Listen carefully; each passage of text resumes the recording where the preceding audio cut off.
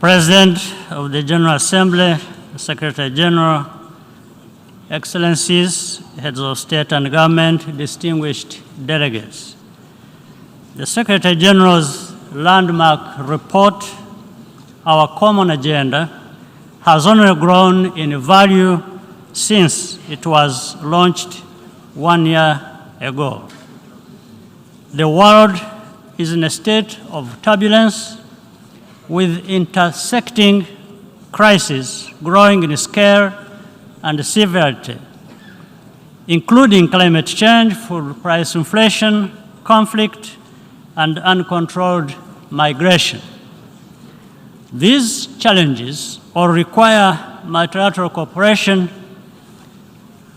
and efforts, yet the perception that the international system is no longer up to the task has only deepened, particularly where the interests of powerful members are at stake.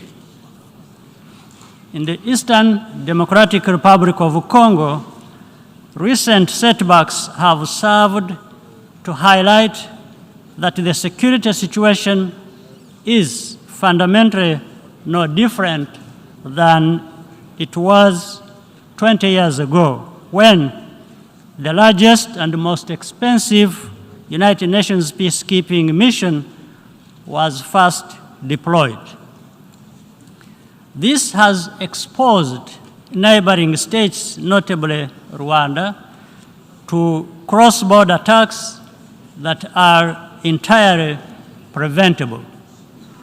There is an urgent need to find the political will to finally address the root causes of instability in Eastern DRC. The blame game does not solve the problems. These challenges are not insurmountable, and solutions can be found. This would ultimately be much less costly in terms of both money and human lives. Despite shortcomings, there are examples to demonstrate that international cooperation can successfully address the issues that matter to all of us. Global health is a case in point. The Global Fund to fight HIV, tuberculosis, and malaria has helped save countless lives in Africa and beyond, while also strengthening health systems. I hope that all countries will respond strongly and sustain their commitments at the 7th Global Fund replenishment session, chaired by President Biden later today. Africa is doing its part, but must do more.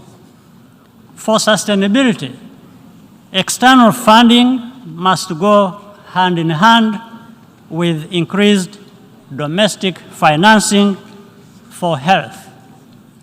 This is a priority which the African Union is tracking on an annual basis, and which I'm honored to lead on behalf of the organization. We are also working with partners to bring end-to-end vaccine manufacturing to our continent, notably through collaboration with BioNTech and strong support from the European Union. This is critical to increase Africa's resilience against future pandemics. I commend the Secretary General for convening the Transforming Education Summit earlier this week. The future of billions of children and young people across the world depends on overcoming the challenges of inclusion, and quality of instruction, particularly as we recover from the pandemic. Away from the headlines, the United Nations and other multilateral institutions retain the ability to set an agenda around which we can all rally.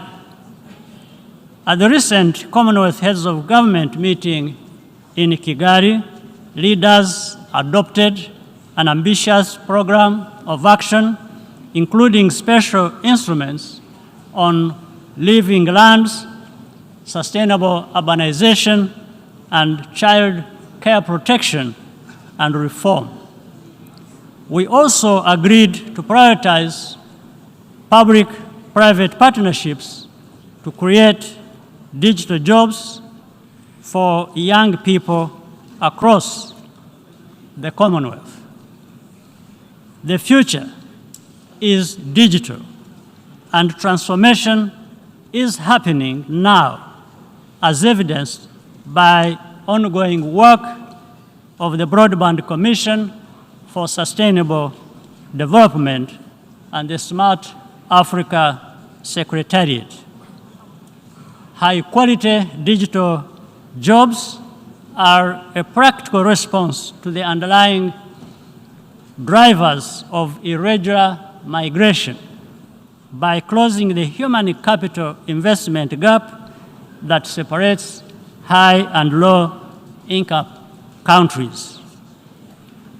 To ensure that the benefits are equally shared, we must continue investing equitably in emerging technologies such as artificial intelligence.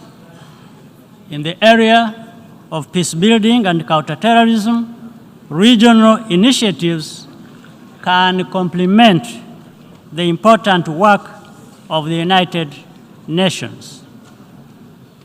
Regional and bilateral initiatives have been proven to make a big difference, whether in the Central African Republic or the successful engagement to contain violent extremism in northern Mozambique, conducted by Rwanda and the Southern African Development Community.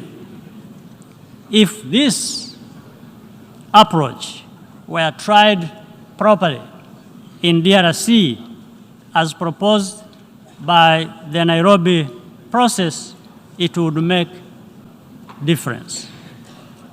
However, to be sustainable, such efforts require consistent financial support from the international community. A lot is at stake, and time is not on our side.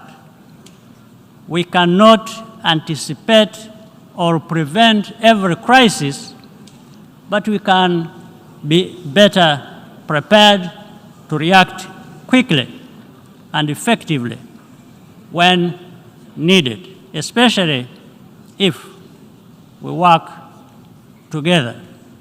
I thank you for your kind attention.